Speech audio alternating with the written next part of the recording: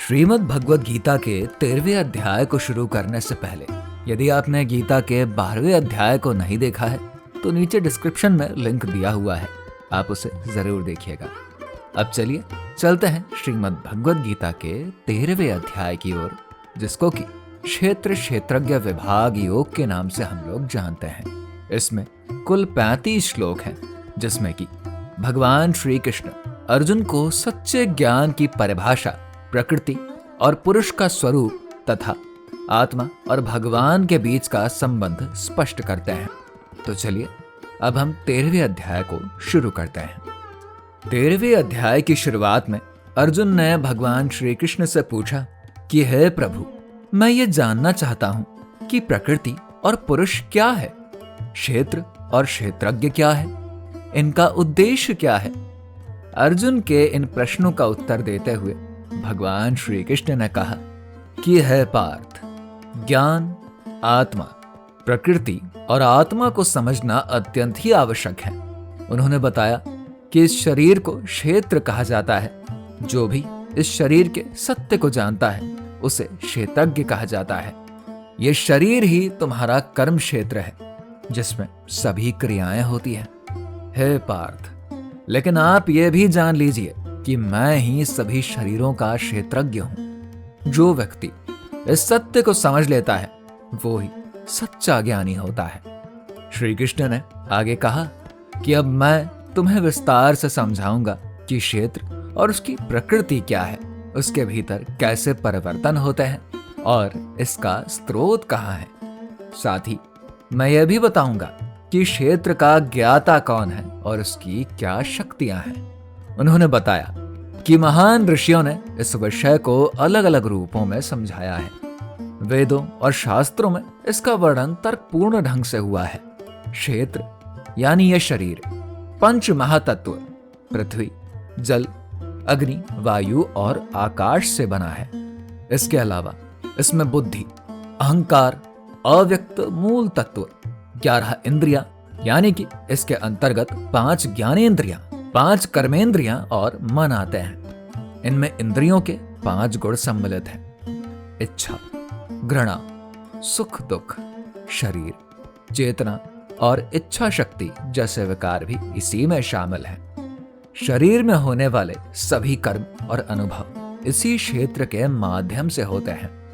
भगवान श्री कृष्ण ने कहा कि सत्य को जानने के लिए विनम्रता, अहिंसा, क्षमाशीलता, सरलता, गुरु की सेवा और आत्म संयम जैसे गुण आवश्यक हैं। सांसारिक प्रलोभनों से मुक्त होकर भक्ति और ज्ञान में लीन रहने वाला व्यक्ति ही सच्चे ज्ञान को प्राप्त करता है।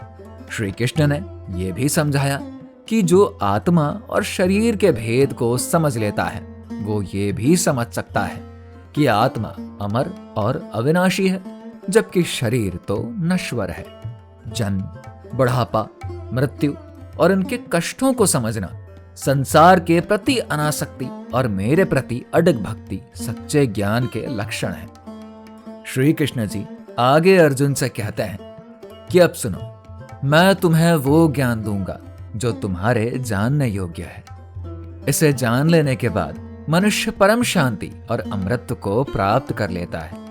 ये वो परम ब्रह्म है जिसका ना तो अस्तित्व है और ना ही पूर्ण रूप से अस्तित्वहीन। हे पार्थ, मेरे हाथ, पांव, नेत्र, मुख और कान सभी ओर हैं, क्योंकि मैं ब्रह्मांड की प्रत्येक वस्तु में व्याप्त हूं। यद्यपि मैं सभी इंद्रिय विषयों को जानता हूं, फिर भी मैं इंद्रियों से परे हूं। मैं चर और अचर सभी के भीतर और बाहर स्थित हूं। मैं निर्गुण हूं, लेकिन फिर भी प्रकृति के तीनों गुणों का भोक्ता भी हूं। श्री कृष्ण ने अर्जुन को बताया कि हे पार्थ, प्रकृति और आत्मा का संयोग ही संसार की सभी क्रियाओं का कारण है। प्रकृति भौतिक शरीर और उसके गुणों को उत्पन्न करती है, जबकि आत्मा सुख दुख और अनुभव करती है। प्रकृति के 3 गुण सत्व, रजस और तमस आत्मा को प्रभावित करते हैं। इन गुणों के कारण ही व्यक्ति कर्म करता है और उसके कर्मों के अनुसार उसका पुनर्जन्म होता है। लेकिन जब आत्मा प्रकृति के इन गुणों से ऊपर उठ जाती है तब वो मोक्ष को प्राप्त करता है। परमात्मा सभी जीवों में समान रूप से निवास करते हैं। परमात्मा सर्वव्यापी, शुद्ध और निर्लिप्त होते हैं। वो इस संसार का साक्षी, अनुमति देने वाला और सभी जीवों का पालन करता है। परमात्मा ना तो कर्म करता है और ना ही किसी कर्म के परिणाम से प्रभावित होता है। वो शरीर में रहते हुए भी शरीर से परे है। जो व्यक्ति परमात्मा को सभी जीवों को समान रूप से देखता है वो किसी से द्वेष नहीं करता और अपने मन को शांत रखता है। ऐसे व्यक्ति सभी प्राणियों के प्रति करुणा रखते हैं। श्री कृष्ण ने ध्यान, ज्ञान और कर्म योग का महत्व बताते हुए कहा कि कुछ लोग ध्यान से अपने हृदय में स्थित परमात्मा को देखते हैं, कुछ ज्ञान के संवर्धन द्वारा और कुछ कर्मयोग के माध्यम से। लेकिन जो मार्ग से अनभिज्ञ हैं, वो संतों की संगति से भगवान की आराधना करते हैं और धीरे धीरे मुक्ति प्राप्त करते हैं।